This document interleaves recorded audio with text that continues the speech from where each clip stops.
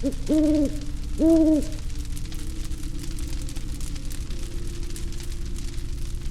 summer, my family and I would always go to our cabin to celebrate the 4th of July. The cabin was about an hour and a half away from where I lived at the time. Every year, on the last week of June, me and my family would pile in my dad's old truck and go spend a few weeks away.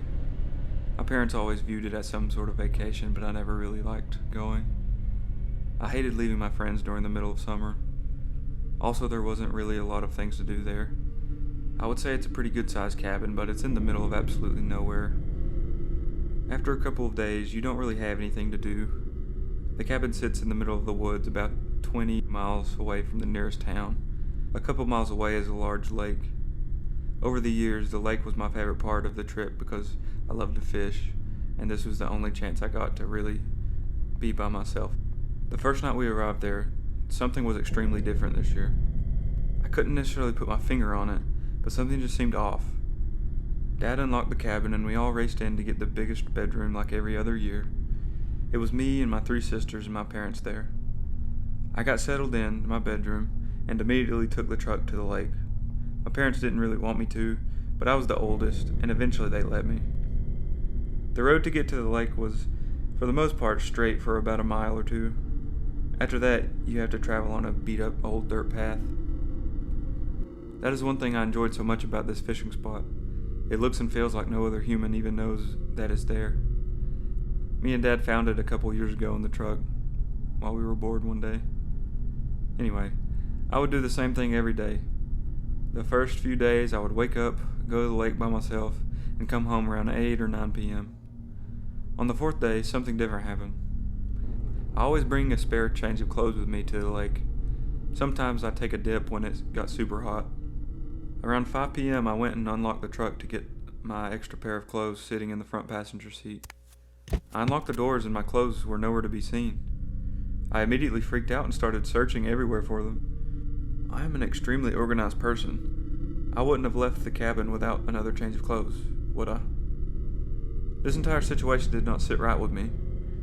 I got my stuff and climbed in the truck, soaking wet, and headed back to the cabin. The entire ride back, I kept thinking, I know for a fact I had another pair of clothes with me. Did someone take them? I thought the door was locked. Was Dad pulling a prank on me? If any of that's the case, how on earth did he get out here? There's no way he walked all this way. These thoughts kept playing in my mind. I sped all the way back home, kinda creeped out. When I got back, Dad was cooking burgers outside on the grill. He questioned why I was driving shirtless, and for whatever reason I didn't tell him what happened. I just goofed off with him and went inside. I didn't want to believe that someone was watching me and took my clothes at the lake if that's what happened. So to convince myself, I didn't tell anybody.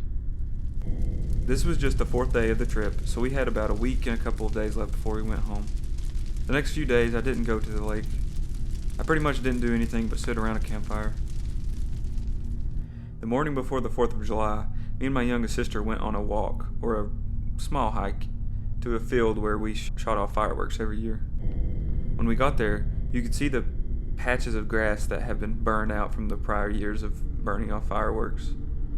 My family goes all out for fireworks. Out of nowhere, she asked me, "What is that on the ground?"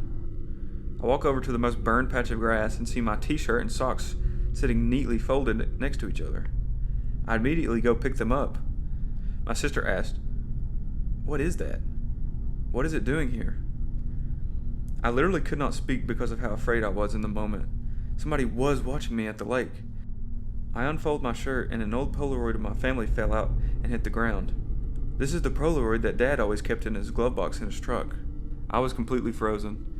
I told my sister about my clothes and showed her the picture. At first she didn't believe me, but as I kept telling her the story, the more worried she became. She saw how serious I was being.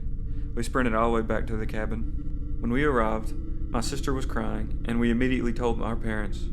They were scared just because of us. We told them what we found, and I continued to explain about the lake situation with the clothes. I apologized for not telling anyone earlier. My dad immediately believed us and called the cops.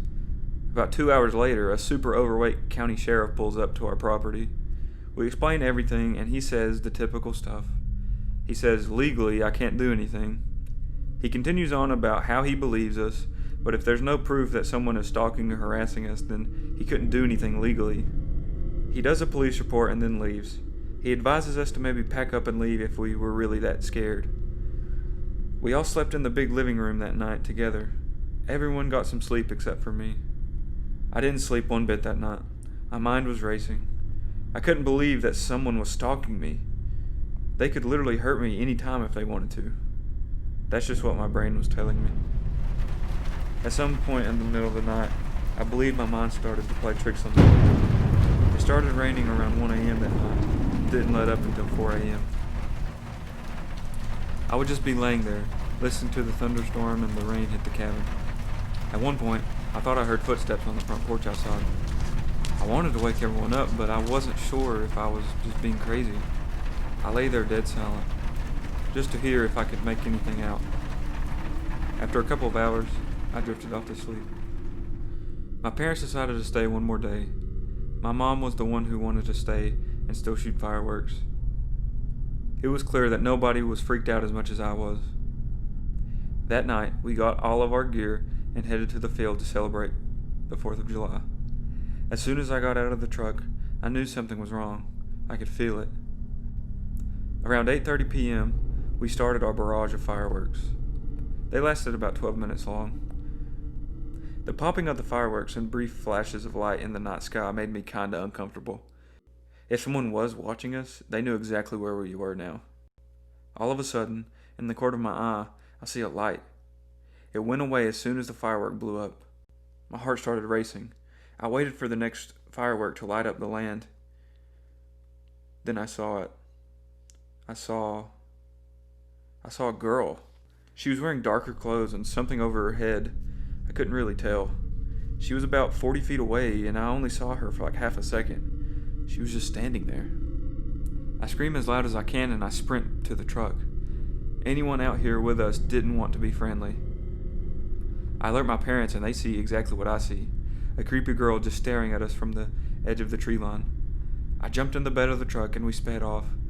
With it being pitch black, I lost track of where I saw her at. This is where the story takes a wrong turn. When we pulled up to the cabin, no one even got out of the truck. What we saw was terrifying. There was a group of people. I counted 4 of them. 2 of them were breaking the windows and smashing them violently with some sort of sticks or bats, I don't really know. One of them were pouring gasoline all over the porch. The door was open, and from my viewpoint, the inside of the cabin was destroyed. One person was there just facing our direction the whole time when we pulled up. The strangest thing about this is that you couldn't really tell who they were or what they were. Complete strangers were just destroying our property. Dad squealed out of the gravel driveway. We got out of there so fast. There's not a day that goes by that I don't think about that trip. Who were those people? What did we do to them? We informed the police, and they sent a couple of police units and some firefighters to the cabin the morning after. The detective called my dad that day and told him the news. They never found those people, or things, or whatever they were. The only thing that was left not burnt on the porch was just a picture of me and my family.